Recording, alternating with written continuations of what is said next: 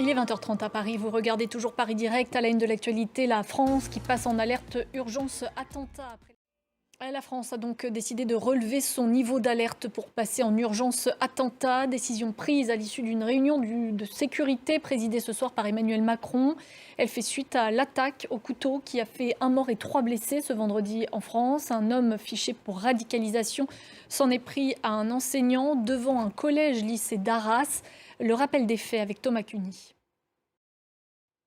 Et on en sait un peu plus ce soir sur le profil de l'assaillant qui a été interpellé par la police et sur son entourage. Je vous propose d'écouter le procureur antiterroriste Jean-François Ricard qui s'est exprimé il y a quelques minutes. Et sachez par ailleurs qu'une tentative d'attentat a été déjouée ce vendredi à Limay dans les Yvelines.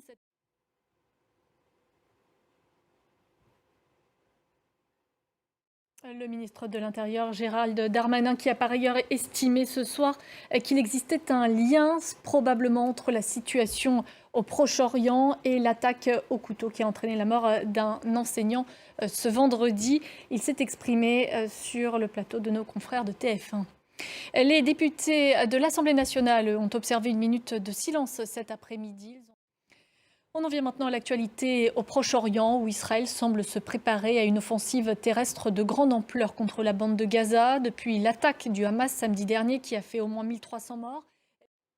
Et depuis le lancement de l'opération Sabre de fer pour répondre aux attaques du Hamas, Israël a mobilisé 300 000 réservistes aux côtés des dizaines de milliers de soldats déjà déployés près de la bande de Gaza.